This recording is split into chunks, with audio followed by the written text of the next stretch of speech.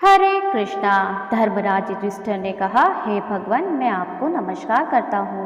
आपने वैशाख मास के कृष्ण पक्ष की एकादशी अर्थात वरुधनी एकादशी के बारे में विस्तार से बतलाया था। अब आप कृपा करके मुझे वैशाख शुक्ल एकादशी का क्या नाम है तथा उसकी कथा क्या है, व्रत की विधि क्या है, सब विस्तार पूर्वक बताइए। भगवान श्री कृष्ण कहने लगे, हे धर्मराज, वैशाख मास के शुक्ल पक्ष की एकादशी को मोहिनी एकादशी के नाम से जाना जाता है। मैं आपसे एक कथा कहता हूँ जिसे महर्षि वशिष्ठ ने श्री रामचंद्र से कही थी। राजन, आप क्या कृपा कर ध्यान पूर्वक सुनिए।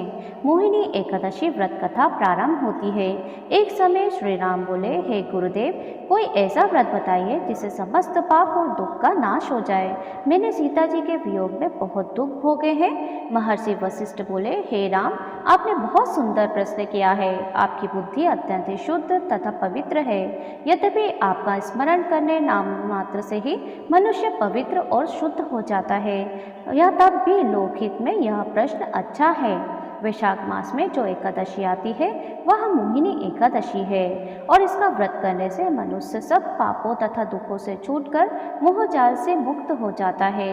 मैं इसकी एक कथा कहता हूँ, ध्यान पूर्वक सुनो।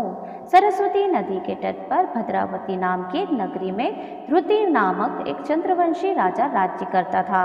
वहाँ धन्य धान से संपन्न व पुण्य दान करने वाला धनपाल नाम का एक वैश्य भी रहता था। वह अत्यंत धर्मालु और विष्णु भक्त था। उसने नगर में अनेक भोजनालय, प्याऊ, कुएं, सरोवर, धर्मशाला आदि बनवाए। सड़कों पर आम, जामुन, नीम आदि के वृक्ष भी लगवाए थे। उसके 5 पुत्र थे, सुमना, सुबुद्धि, मेधावी, सुकृति और धृष्ट बुद्धि। इनमें से 5वां जो पुत्र था, धृष्ट बुद्धि, महापापी था।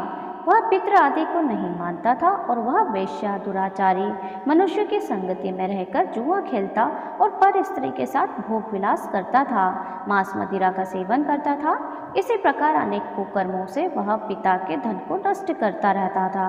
इन्हीं कारणों से त्रस्त होकर पिता ने उसे घर से निकाल दिया था। घर से बाहर निकलने के बाद वह अपने गहने व कपड़े बेचकर अपना निर्वाह करने लगा। जब सब कुछ नष्ट हो गया तो वेश्या और दुराचारी साथियों ने भी उसका साथ छोड़ दिया। अब वह भूख प्यास से अति दुखी रहने लगा और कोई सहारा न देख चोरी करना सीख गया। एक बार वह पकड़ा गया तो वेश्या का पुत्र जानकर चेतावनी देकर छोड़ दिया गया, मगर दूसरी बार फिर पकड़ में आ गया। राजा ने इस बार उसे कारागार में डलवा दिया और कारागार में उसे अत्यंत ही दुख दिए गए। बाद में राजा ने उसे नगरी से निकल जाने को कहा। वह नगरी से निकलकर वन में चला गया। वहाँ पर वन और पशु पक्षियों को मारकर खाने लगा। कुछ समय पश्चात वह बहेलिया बन गया और धनुष बाण और लेकर पशु पक्षियों को मार मार कर खाने लगा। एक दिन भूख प्यास से व्यतीत होकर वह खाने की तलाश में घूमता हुआ कौंडिन्य ऋषि के आश्रम में जा पहुंचा। उस समय वैशाख मास था और ऋषि गंगा स्नान कर कर आ रहे थे। उनके भीगे वस्त्रों के छींटे उस पर पड़ने से उसे सब बुद्धि प्राप्त हो गई। वह कौंडिन्य मुनि ने हाथ जोड़कर कहने लगा, हे मुने, मैंने जीवन में बहुत पाप किए हैं।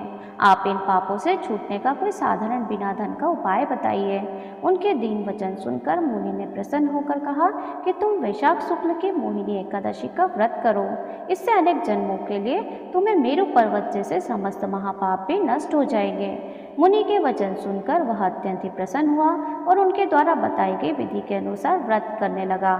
हे राम, इस व्रत के प्रभाव से उसके सारे पाप नष्ट हो गए और जो भी यह व्रत को करता है उसके समस्त पापों का नाश हो जाता है। अंत में वह गरुड़ पर बैठकर विष्णु लोक को गया।